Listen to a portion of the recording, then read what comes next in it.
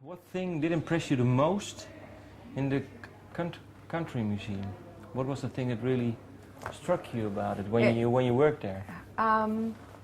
Well, there were a lot of great artifacts there, definitely.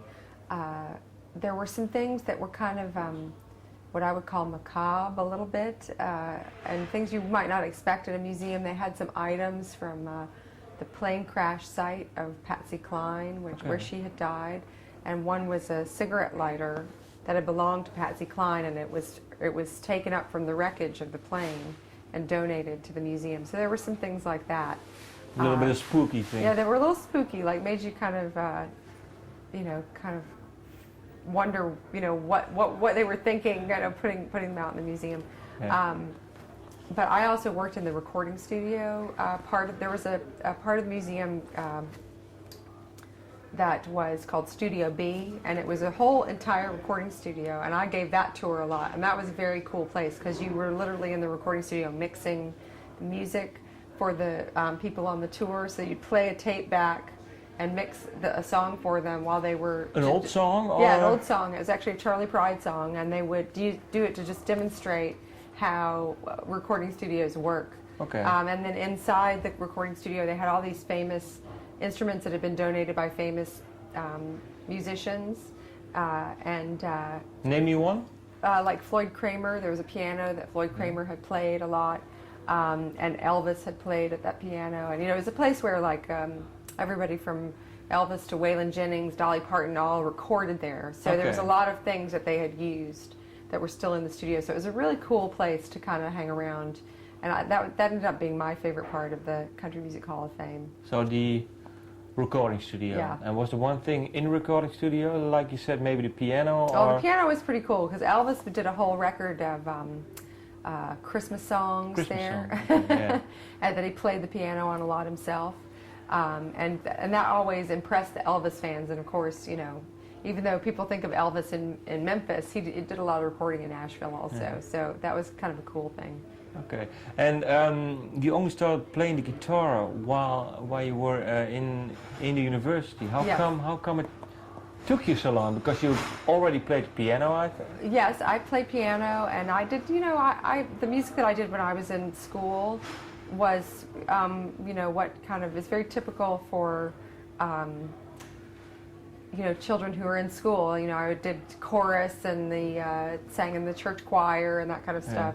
I took piano lessons, and I didn't really, nobody else in my family played guitar, so I didn't really, sort of know what an interesting instrument it was, and also how simple it was to accompany yourself just playing songs. So I didn't really start trying that until I was already in college, and I wish I had started younger because I would be a lot better at it today than I am. So now you play the chords, but you also, let's say, do soloing or? No solos for me. Just the chords. Okay. Can I say that your love for country did actually start to play yourself while in the museum, or was it before? Well, I started kind of appreciating the country music history when I was at the museum when I was in high school. But I already loved the music. My family did listen to a lot of country music. When you're growing up in Nashville, you're exposed to a lot of it. Yeah, but did you like it then? Because I can imagine when you grow up with something, then as a kid you just think, well, I just pick my own music. Yeah, so you definitely rebel against it. But there were a lot of things that I really still liked that maybe weren't that cool to my friends growing up or whatever, but I sort of secretly still liked them. And okay, which were? Oh, just like bluegrass or some of the older. I really loved Ernest Tubb and Roy Acuff and Hank Williams and all those guys. So when I was when I was in high school, the things that were popular were like new wave, and everybody was listening to the Clash and Elvis Costello and stuff like that. So it was seemed very different from the old country music. What was interesting was when you finally learn about those musics, you realize that all of those bands that that seemed cool at that time, they all really loved old country music too. And so you sort of start to get an appreciation of it the more you learn about it. But what is the thing? What do you think is the role of country music? Where do you have to place it? Between rock and roll, blues, or well, it's one of the ingredients of rock and roll music. Okay. So, and actually that's kind of an interesting thing to discover when you're really a fan of it. When you realize that, like the Beatles, they really loved the Everly Brothers, and the Everly Brothers really loved the Louvin Brothers, and the Louvin Brothers really loved the Delmore Brothers, and there's this whole sort of chain going back of harmony singing that comes from country music. Then at the same time, the Beatles also loved a lot of rhythm and blues, and some of the rockabilly artists. They loved all the stuff at Sun Records, Carl Perkins and Jerry Lee Lewis, and so those artists, even though they were playing rock and roll, they came from country backgrounds. So it's very much a key ingredient in sort of rock and roll. Even in modern pop music, there's still sort of echoes of it. Yeah, okay, yeah. And can you name one maybe really hip artist now who do you think is really influenced by country? Can you pinpoint it, or do you have to think about it a lot? How about Beck? Beck. Beck is somebody who definitely learned all those Hank Williams and Jimmy Rogers songs on guitar, and he actually appeared on a couple compilations where he did covers of those songs and played them just straight on the guitar. It's a far cry from two turntables and a microphone, but I don't know. That's maybe not the hippest choice, but it's pretty, it's pretty obvious that he had some exposure to that stuff when he was, forming his musical taste. So, okay. Do you regret quitting the Bank of America? No, I do not. I'm actually very happy that I got to do that. I think it was 2 or 3 years. 2 years ago. Yes, 2 years April ago. 2003. Yes. So it was very much a relief to focus on music full time. At the same time, I kind of missed doing something that I was good at doing, and I knew Bank of America. I knew what my role was, and I had been there for a long time. It was comfortable, but despite the risk involved, it's been very gratifying to do my own music. Okay. Now, because I can imagine, I think there are two brain parts of you are being stimulated then. But how do you keep in touch now with the one that you were using in the Bank of America? Well, really the thing about working in a corporate job, anybody who's got a corporate job, you just end up working really hard, but at the same time, you're working really hard for someone else's agenda and someone else's, the corporate goals, whatever they are. And so what's been interesting is to work that hard, but really to do it for myself, and to really be focused and have deadlines and not just blow something off because, I'm just doing this for my own little career. It's really serious. You got to show up and do the work. So. But do you work harder now, or maybe? I think that there was definitely a big transition for me. Knowing how to do creative work versus what the 9-to-5 world is like. And I had been used to doing creative things in very much a little margin of time. So this was, a big deal to get my whole day to work on. But is it hard now? Things. I think it is hard. It's not. I think there's a lot of misconceptions out there that playing music is actually just recreation all the time, and it's not. When you're trying to be good at it, it's actually a lot of grueling work, and it's actually in some ways, it's one thing to be. Rated as an employee somewhere. You might not have your whole, self-worth or self-esteem bound up in, how good you are at this job or that job. But when you're playing music, you really do take things to heart. So it's, it's close to home when, you feel like you're not doing well, or if someone doesn't like your music. It's a kind of a, something that can make you feel self-conscious or it's more personal, maybe. It's very personal. Yeah. Well, you're putting yourself out there as, someone to communicate with people through music, and sometimes you get feedback back that you don't necessarily want, but it's really gratifying when you find people that really appreciate what you do. So. Okay, and let's talk about the new album now. Okay. I was wondering, how do you pick songs, let's say, of other people to record for your own album? What kind of feel do you have to get from them? Well, I have to have some connection with the songs on an emotional level. I have to believe that what's in the song is, and what's described in the song, it has to make sense to me as if it happened to me myself. So that's... Name me one from a new album. Maybe we can... like the song 14th Street. Okay. Which is, it's kind of a bubbly song, but it's really about seeing somebody in public or on the street who you have a crush on, or for some reason, you want to see them, and at the same time you might not want to see them, and you might want to, kind of observe them for a little while without letting them know that you're there. So it's kind of an interesting,